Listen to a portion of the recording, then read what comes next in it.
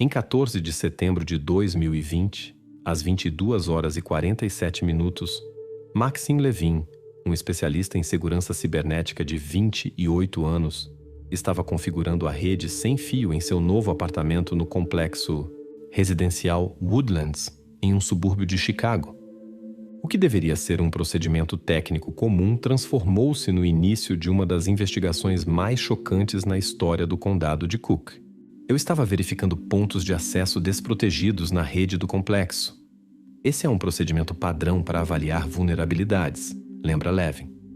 Quando iniciei a verificação, o programa descobriu vários endereços IP desprotegidos.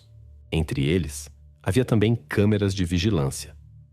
Levin, que trabalhava como consultor remoto de segurança cibernética para clientes corporativos, havia se mudado para o Woodlands apenas um mês antes, atraído pelo ambiente tranquilo e pela possibilidade de trabalhar em casa. Ele mal se comunicava com seus vizinhos e preferia se concentrar em seus projetos. Woodlands se posicionava como um local de prestígio para a classe média alta. Apartamentos de 2 quartos começavam em $3.200 por mês. O complexo atraía profissionais bem-sucedidos, casais e aqueles que valorizavam segurança e privacidade. Levin conectou-se à rede desprotegida por curiosidade, esperando ver câmeras da entrada ou do estacionamento.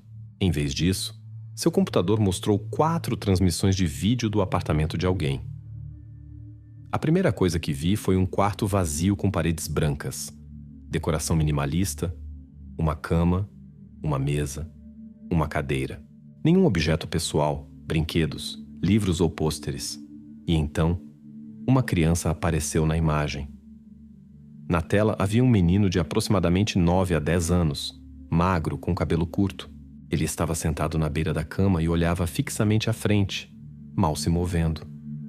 Em outra janela de transmissão, o mesmo quarto era visto de um ângulo diferente. Ele estava sentado de forma muito imóvel, o que pareceu estranho imediatamente, diz Levin. Crianças normais não se sentam assim. Ele parecia programado. Depois de alguns minutos observando, Levin viu uma mulher entrar no quarto. Ela estava bem vestida, com o cabelo amarrado em um coque arrumado. A mulher aproximou-se do menino, deu-lhe um copo d'água e 2 comprimidos, certificou-se de que ele os engoliu, então verificou metodicamente as fechaduras na janela e saiu, fechando a porta. O som da fechadura era claramente audível. Nesse momento percebi que algo estava errado. Era minha vizinha do corredor, Elizabeth Clark. Eu a tinha visto várias vezes. Ela sempre sorria e cumprimentava.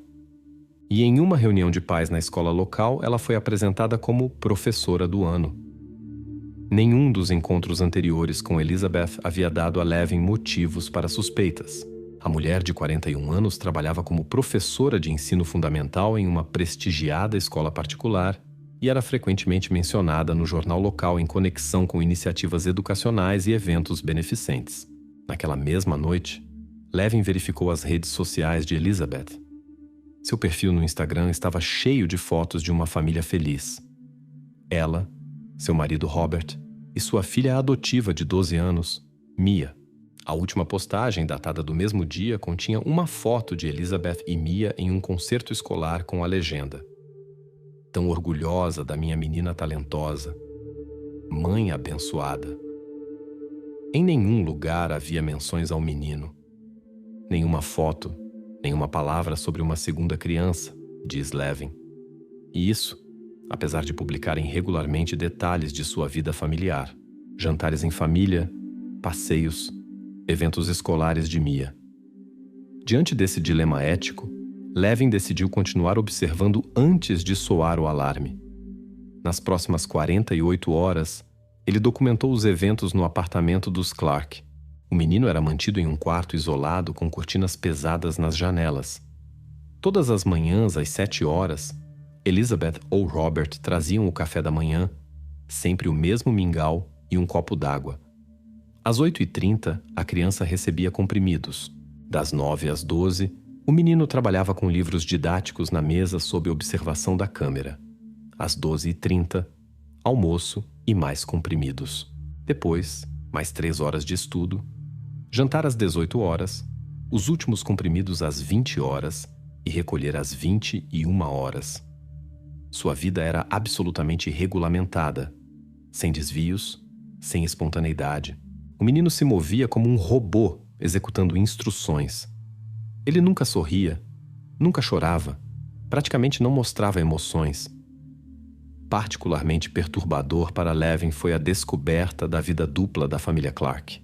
Enquanto Mia se movia livremente pelo apartamento, passeava, ia à escola e participava de atividades familiares, o menino permanecia completamente isolado. O momento mais chocante foi quando toda a família, Robert, Elizabeth e Mia, se reuniu na sala de estar para um jantar familiar na sexta à noite, enquanto a comida era levada ao quarto do menino e o prato vazio era recolhido imediatamente. Parecia que Mia nem mesmo sabia da existência dessa criança. Ela se comportava como uma adolescente normal, ria, discutia com os pais sobre o horário de dormir, e a apenas alguns metros dela, atrás de uma parede, estava o menino preso. Em 17 de setembro, após coletar 3 dias de provas em vídeo, Levin procurou a polícia. Ele contatou o oficial distrital James Rodrigues, entregou-lhe capturas de tela e relatou suas observações. Encontrei total desconfiança, lembra Levin. O oficial Rodrigues olhou para mim como se eu fosse louco. Ele disse algo como: "Você entende sobre quem está falando?" Elizabeth Clark é uma educadora respeitada. Seu marido trabalha nos serviços sociais. Eles são conhecidos por seu trabalho com crianças difíceis. O relatório de Levin foi registrado, mas nenhuma ação foi tomada. O oficial Rodrigues prometeu verificar as informações, mas advertiu Levin sobre as consequências de falsas acusações contra cidadãos respeitáveis. Robert Clark, 43 anos, ocupava uma posição como assistente social no condado de Cook e se especializava em famílias problemáticas. Sua reputação profissional era impecável. Em 15 anos de carreira, ele havia recebido vários prêmios por serviço excepcional à comunidade. De acordo com sua biografia oficial no site do Serviço Social, Robert havia dedicado sua vida à proteção de crianças vulneráveis e ao fortalecimento dos valores familiares. Em 2014, o casal Clark adotou Mia, então uma menina de 5 anos, do sistema de acolhimento. A história da família adotiva exemplar foi destacada várias vezes na mídia local. Elizabeth regularmente conduzia seminários para pais adotivos, compartilhando experiências e métodos de parentalidade positiva. Foi exatamente esse contraste entre sua imagem pública e o que vi nas câmeras que me convenceu de que precisava agir, diz Levin. Essas pessoas não estavam apenas mantendo uma criança presa. Elas haviam construído todo um sistema de mentiras atrás do qual algo terrível estava escondido. Sem receber apoio da polícia local, Levin começou sua própria investigação. Ele estudou as filmagens das câmeras, documentou cada interação com o menino e analisou a rotina diária da família Clark. O momento decisivo veio em 20 de setembro, quando Levin, durante a observação, viu Robert trazer uma pasta com documentos para o quarto do menino. Ele a colocou sobre a mesa e disse algo para a criança apontando para os papéis. Quando Robert saiu, a câmera capturou os documentos em close-up. Entre eles estava uma ficha médica com o nome Jacob e a data de nascimento, 17 de fevereiro de 2012. Levin imediatamente começou a procurar informações sobre crianças desaparecidas com o nome Jacob. Entre dezenas de casos, um chamou sua atenção. Jacob Miller, 3 anos, foi dado como desaparecido em 4 de março de 2015 em Gary, Indiana, cerca de 80 quilômetros de Chicago. Quando vi a foto de Jacob Miller desaparecido, fiquei sem fôlego. Mesmo considerando a diferença de idade, a semelhança era óbvia. Os mesmos olhos, o mesmo formato de rosto. E o mais importante, Robert Clark trabalhava em Gary na época em que o menino desapareceu. No caso do desaparecimento de Jacob Miller, foi relatado que o menino desapareceu da casa onde morava com sua mãe solteira, Amanda Miller, 24 anos, que tinha problemas com drogas. O relatório policial afirmava que os serviços sociais haviam visitado a família várias vezes devido a reclamações sobre cuidados infantis inadequados. O principal suspeito era o pai biológico de Jacob, que cumpria pena por violência doméstica. mas o nome do assistente social que visitou a família não foi mencionado em relatórios públicos. Reconhecendo a possível magnitude do crime, Levin entendeu que precisava de ajuda profissional. Ele procurou Jessica Ramirez, uma jornalista investigativa do Chicago Tribune, conhecida por suas reportagens sobre corrupção e crimes contra crianças. Quando esse cara, Maxine, veio até mim com um pendrive cheio de gravações de vídeo, inicialmente fiquei cética, conta Ramirez. Recebemos constantemente relatos sobre teorias da conspiração e crimes secretos. Mas quando vi essas gravações e as comparei com as fotos do desaparecido Jacob Miller, percebi que estávamos lidando com algo extraordinário.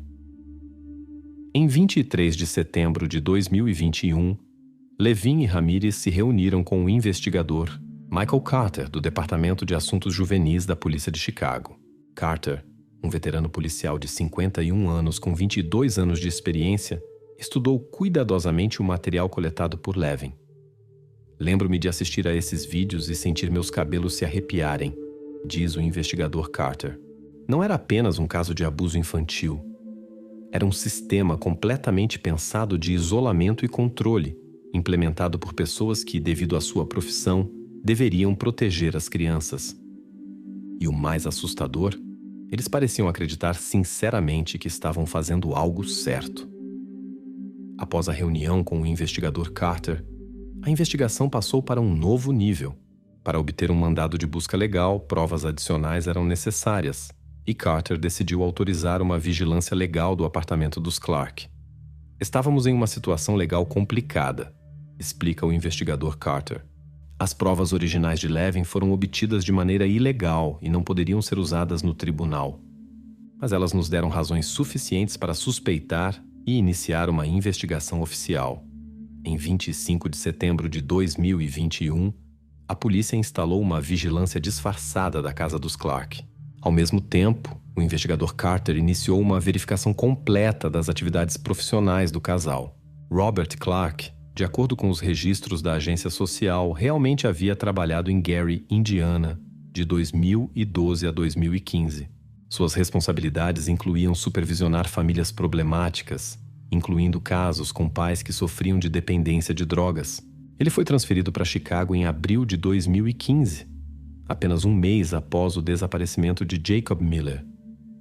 Esse foi o primeiro sinal sério, diz Carter. A coincidência temporal do desaparecimento da criança e da mudança de trabalho de Robert parecia conveniente demais. Quando verificamos quem estava cuidando do caso da família Miller em Gary, descobrimos que as últimas entradas foram feitas justamente por Robert Clark. Jessica Ramirez, a jornalista que se juntou à investigação, viajou para Gary para encontrar a mãe do menino desaparecido. Amanda Miller, agora uma mulher de 30 anos, havia passado por reabilitação do vício em drogas e trabalhava há 5 anos como conselheira em um centro de ajuda contra a dependência. Quando vi Amanda, fiquei surpresa com o quanto ela havia mudado em comparação com as fotos nos relatórios policiais, conta Ramirez. Diante de mim estava uma mulher composta e séria, que todos os dias pesquisava na internet por informações sobre seu filho desaparecido. Amanda Miller confirmou que Robert Clark era seu assistente social e visitava sua casa 2 a 3 vezes por mês no ano anterior ao desaparecimento de Jacob. Ele sempre foi severo, mas eu achava que estava apenas fazendo o seu trabalho, diz o depoimento de Amanda Miller. Ele constantemente fazia anotações sobre como eu lidava com Jacó, criticava tudo, desde a comida que eu dava a ele até os brinquedos que ele tinha. Ele dizia que minha instabilidade prejudicaria o desenvolvimento do meu filho. Particularmente importante foi a lembrança de Amanda sobre a última visita de Robert. 2 semanas antes do desaparecimento de Jacob, ele veio com uma mulher que apresentou como especialista em desenvolvimento infantil.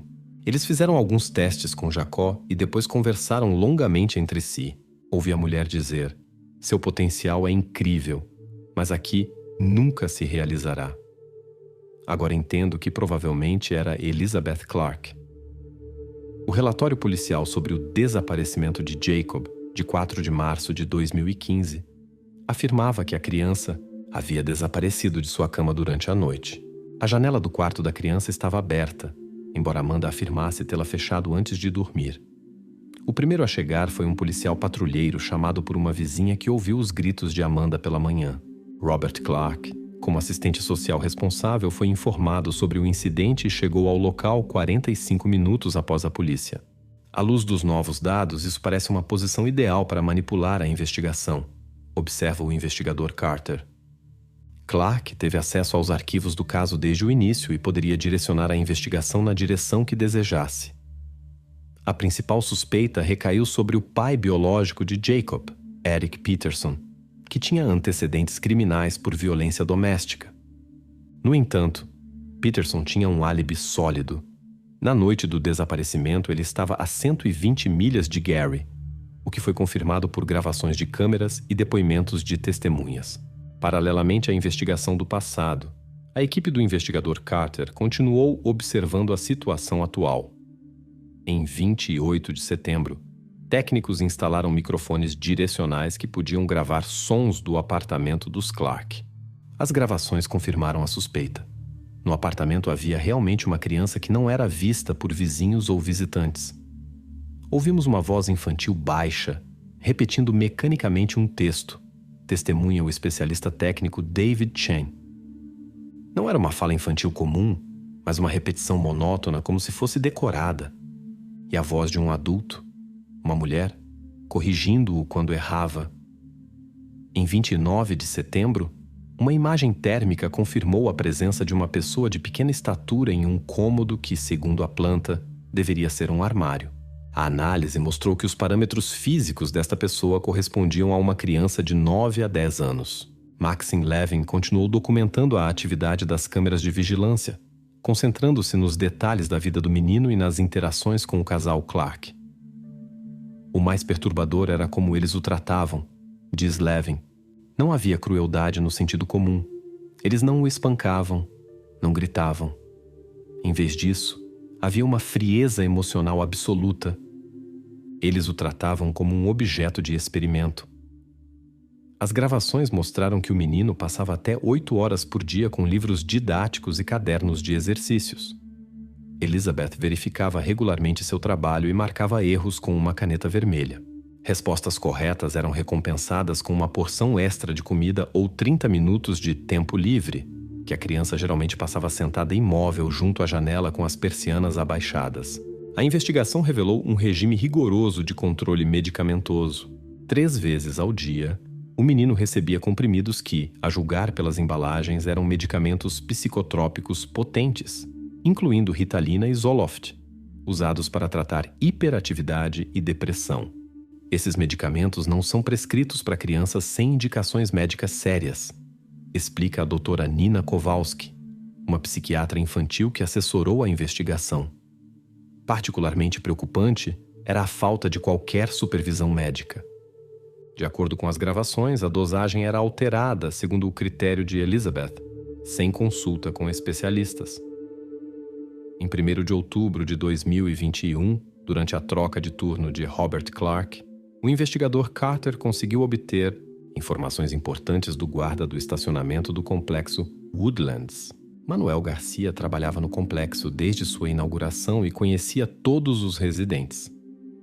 O senhor Garcia contou que os Clark se mudaram para o complexo em maio de 2015, apenas 2 meses após o desaparecimento de Jacob Miller, observa Carter. Mas o que realmente chamou nossa atenção foi sua lembrança de um caminhão de mudança. Garcia se lembrou que os trabalhadores, além dos móveis comuns, carregaram uma grande caixa de madeira para o apartamento dos Clark, que Robert descreveu como equipamento para um laboratório doméstico. Jéssica Ramírez conduziu entrevistas com ex-vizinhos dos Clark em sua residência anterior, uma pequena cidade chamada Valparaíso, Indiana. A família viveu lá apenas 2 meses, de março a maio de 2015, em uma casa alugada em uma área remota. Eles se mantinham afastados, testemunha Martha Jenkins, que morava do outro lado da rua. Vi a menina algumas vezes, ela brincava no quintal dos fundos. Mas quando perguntei se ela gostaria de brincar com meus netos, Elizabeth imediatamente a levou para dentro da casa. Depois disso, Colocaram uma proteção adicional no muro para bloquear a visão. Em 5 de outubro, o avanço na investigação veio através da descoberta de gravações das câmeras de vigilância de uma farmácia próxima. Elizabeth Clark comprava regularmente a cada 2 semanas os mesmos medicamentos que eram dados ao menino. As receitas eram emitidas em nome de Thomas Johnson, um paciente que, como se descobriu, não existia nos bancos de dados das companhias de seguros. Isso nos deu a primeira prova direta de atividades ilegais, diz o investigador Carter. O uso de receitas falsificadas é um crime federal, o que nos permitiu obter um mandado de busca. Uma descoberta importante foi a atividade acadêmica de Elizabeth Clark. Além de seu trabalho como professora, ela publicava artigos em revistas pedagógicas pouco conhecidas sob o pseudônimo E. Milton. Esses artigos, descobertos por Ramirez, apresentavam visões radicais sobre a educação infantil. No artigo Educação Pura, Libertação da Poluição Social, 2016, o autor afirmava: os métodos educacionais tradicionais estão condenados ao fracasso devido a constantes influências externas. Apenas o controle completo sobre o ambiente informativo, social e emocional de uma criança pode criar uma personalidade verdadeiramente saudável. Outra publicação, Suporte Farmacológico ao Processo Educacional, 2018, defendia abertamente o uso de medicamentos psicotrópicos para otimizar o aprendizado e eliminar reações emocionais destrutivas. Essas publicações revelaram a verdadeira ideologia de Elizabeth, observa Ramirez. Ela criou uma base teórica para justificar suas ações, apresentando isolamento e controle medicamentoso como métodos educacionais avançados. A comparação dos textos acadêmicos de Elizabeth com o regime observado nas câmeras mostrou uma semelhança impressionante. Ela estava literalmente implementando seus conceitos teóricos na criança sequestrada. A investigação revelou um aspecto particularmente perturbador. A família Clark levava uma vida dupla não apenas no sentido social, mas também no físico. Seu apartamento tinha uma planta em comum, com um quarto secreto cuidadosamente escondido de visitantes ocasionais. Após estudar as plantas arquitetônicas do complexo, vimos que deveria haver um armário de cerca de 9 metros quadrados no apartamento dos Clark, explica Alicia Green, uma especialista imobiliária envolvida na investigação. Mas, na verdade, eles haviam transformado esse espaço em um quarto completo com isolamento acústico. A entrada estava disfarçada como uma estante no escritório de Robert. Em 8 de outubro, depois de coletar provas suficientes, o investigador Carter montou uma equipe para a busca no apartamento dos Clark. A operação foi planejada para a noite, quando, segundo as observações, toda a família deveria estar em casa. Estávamos preparados para qualquer cenário, lembra Carter. Mas o que mais nos preocupava era o estado psicológico da criança. Após 7 anos de isolamento e manipulação, o menino poderia ficar seriamente traumatizado pelo contato com o mundo exterior. Ao mesmo tempo, Maxine Levin continuou observando através das câmeras e notou uma mudança preocupante no comportamento de Robert Clark. Na noite de 7 de outubro, ao revisar as gravações, ele viu Robert entrar no quarto do menino com uma pasta cheia de documentos. Durante 20 minutos, ele explicou algo para a criança apontando para os papéis e então tirou um pequeno objeto do bolso que se parecia com um pendrive. Quando ampliei a imagem, entendi que era uma chave eletrônica de carro, diz Levin. Robert estava mostrando ao menino algum tipo de rota em um mapa. Imediatamente entrei em contato com o investigador Carter. Preocupado que os Clark pudessem ter descoberto a investigação e estivessem planejando transferir a criança, a polícia acelerou a operação. Na noite de 8 de outubro de 2021, às 19h42, a equipe de operações entrou no apartamento dos Clark com um mandado de busca. Em 8 de outubro de 2020, às 19h42, a equipe de operações sob o comando do investigador Michael Carter entrou no apartamento dos Clark, no complexo residencial Woodlands. A operação foi conduzida com extrema cautela, considerando a presença de crianças na casa. Batemos e nos anunciamos, como exige a lei, lembra o investigador Carter. Robert Clark abriu a porta e parecia completamente calmo, mesmo quando mostrei o mandado de busca. Ele disse: "Vocês estão cometendo um erro, mas cooperaremos com a lei." Na sala de estar estavam Elizabeth e Mia Clarke. A menina de 12 anos parecia assustada e confusa. Um dos oficiais a levou para o lado enquanto os outros começaram a busca.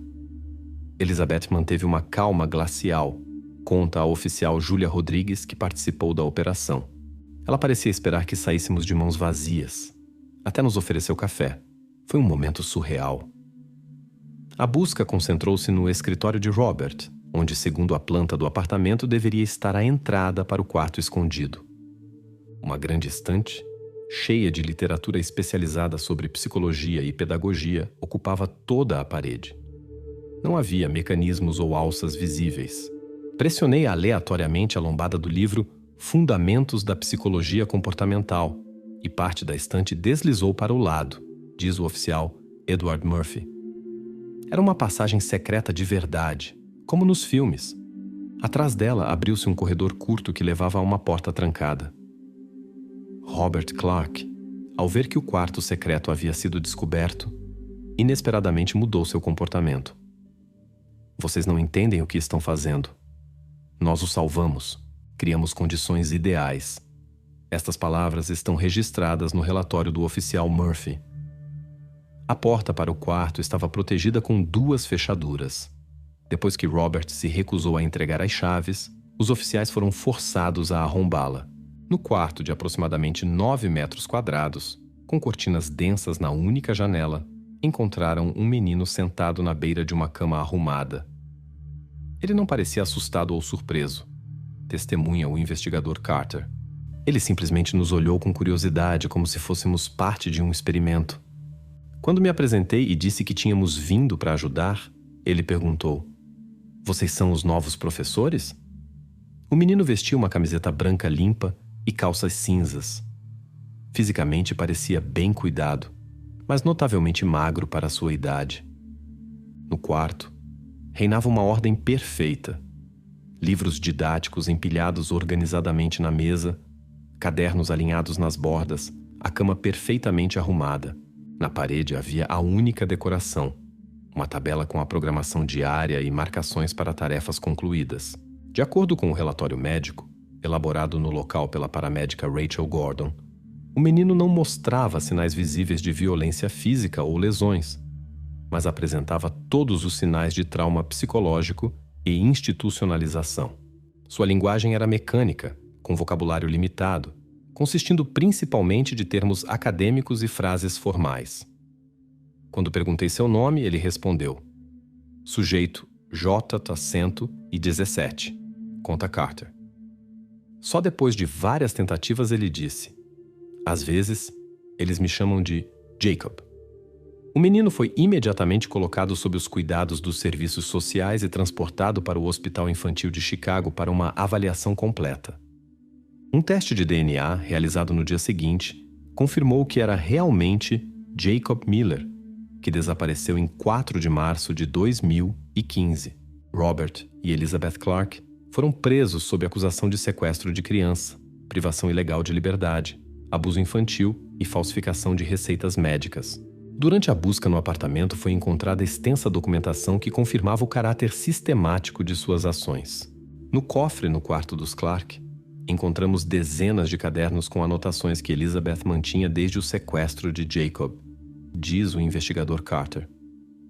Ela documentava tudo: suas reações aos medicamentos, progressos no aprendizado, mudanças emocionais e comportamentais. Era um verdadeiro diário científico sobre um experimento com uma criança. Registros datados de março de 2015 confirmaram que Robert e Elizabeth sequestraram Jacob da casa de sua mãe em Gary. O plano havia sido desenvolvido com antecedência e baseava-se no acesso profissional de Robert à família Miller. "Hoje resgatamos J de um ambiente inadequado", escreveu Elizabeth em 4 de março de 2015. Tudo correu conforme o plano. R garantiu o acesso, os sedativos agiram rapidamente. O transporte ocorreu sem complicações. Iniciamos a fase 1 do programa de limpeza. Particularmente chocante para os investigadores foi a descoberta de materiais adicionais que indicavam planos mais amplos do casal Clark. Em seu computador, encontraram dossiês sobre outras 3 crianças de famílias problemáticas com as quais Robert havia trabalhado. Para cada uma, haviam sido criados perfis psicológicos detalhados e planos de resgate. Eles não se consideravam criminosos, explica o Dr. Lawrence Friedman, um psiquiatra que examinou os suspeitos. Em sua percepção distorcida, estavam salvando uma criança talentosa de um ambiente desfavorável.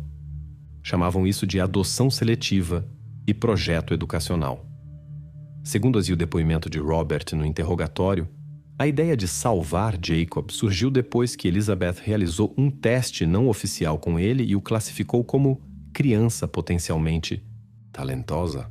Nas anotações de Elizabeth, é repetidamente mencionado o potencial cognitivo excepcional do menino, que está sendo desperdiçado em um ambiente não estruturado. Sua motivação combinava ambições pseudocientíficas com altruísmo distorcido, explica o Dr. Friedman. Elizabeth realmente acreditava que estava desenvolvendo um método educacional revolucionário que permitiria limpar uma criança de influências sociais negativas. Robert, por sua vez, era mais motivado pela ideia de salvar crianças de um sistema que o havia decepcionado. O exame médico de Jacob revelou as consequências do isolamento prolongado e do controle medicamentoso. Apesar de sua integridade física, o estado psicológico do menino era grave. Jacob foi diagnosticado com um complexo de transtornos pós-traumáticos, incluindo síndrome institucional e mutismo seletivo, relata a doutora Anita Sharma, uma psiquiatra infantil que liderou o processo de reabilitação. Anos de isolamento levaram a sérios distúrbios de interação social e regulação emocional. No entanto, as funções cognitivas foram preservadas em um nível surpreendentemente alto. O conhecimento acadêmico de Jacob excede em algumas áreas a norma para sua idade.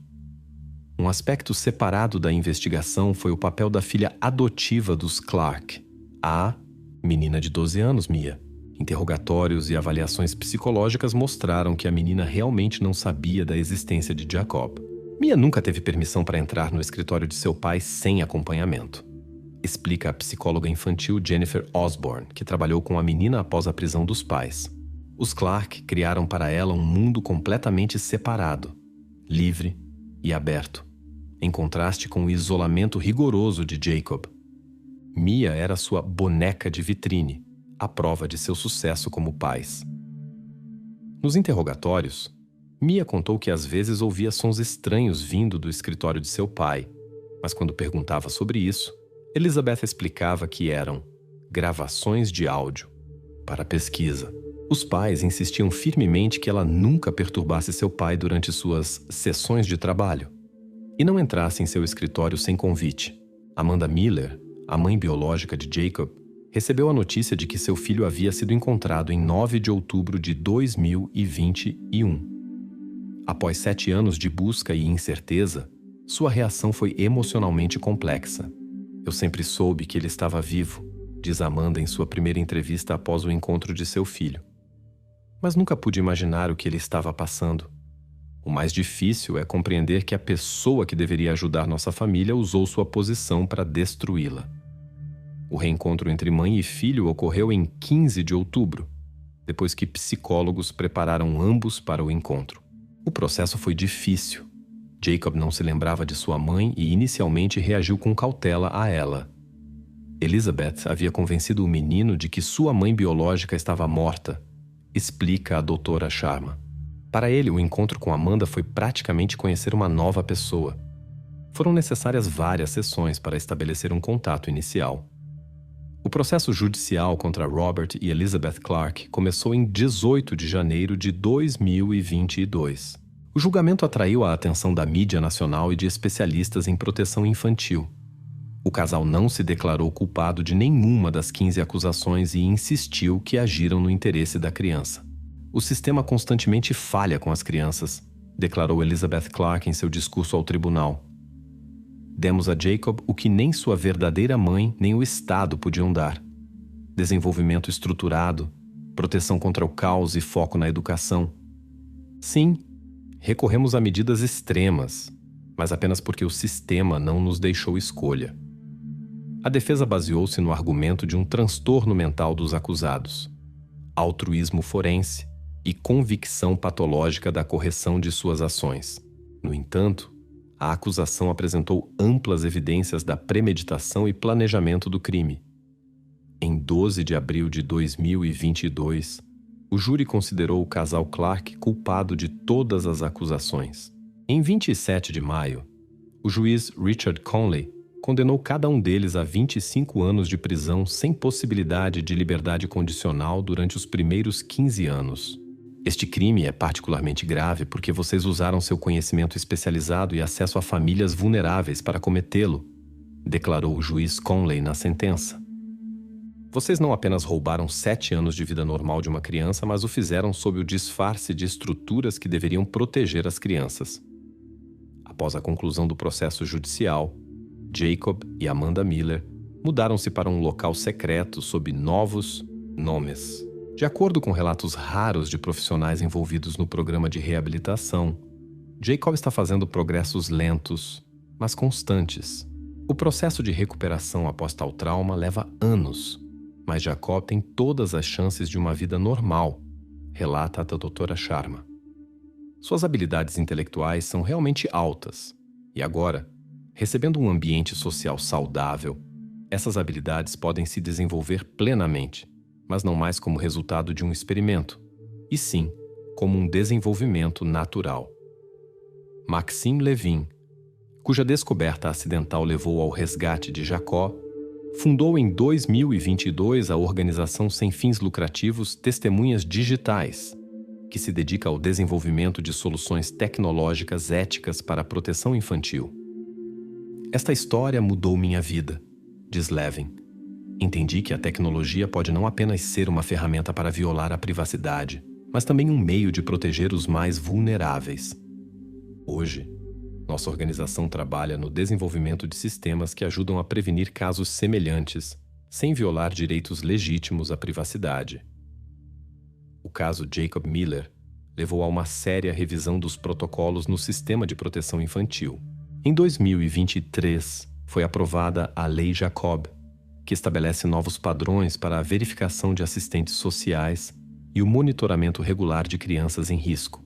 O aspecto mais perturbador deste caso é como facilmente uma criança literalmente se tornou invisível para a sociedade, comenta a senadora Lisa Montgomery, uma das autoras da nova lei.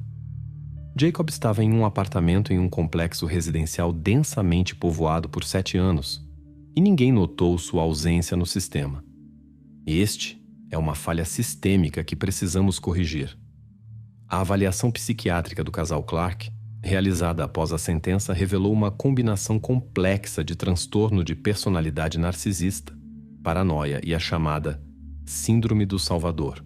Segundo especialistas, seu caso ilustra o perigo representado por pessoas que combinam conhecimento especializado com crenças radicais e problemas psicológicos pessoais. Particularmente preocupante é que tais personalidades frequentemente escolhem profissões associadas ao cuidado e controle, observa o psicólogo criminal Raymond Fuller. Eles podem trabalhar no sistema por anos e usar sua posição para realizar sua visão distorcida de ajuda. A história de Jacob Miller permanece como um dos casos mais bem documentados de um experimento psicológico de longo prazo em uma criança na história criminal americana moderna. Seu caso agora é estudado em cursos de psicologia infantil, criminologia e ética em serviço social como um exemplo de como falhas sistêmicas e patologia pessoal podem levar a uma tragédia que se desenrola diante dos olhos de uma sociedade que não percebe a criança invisível.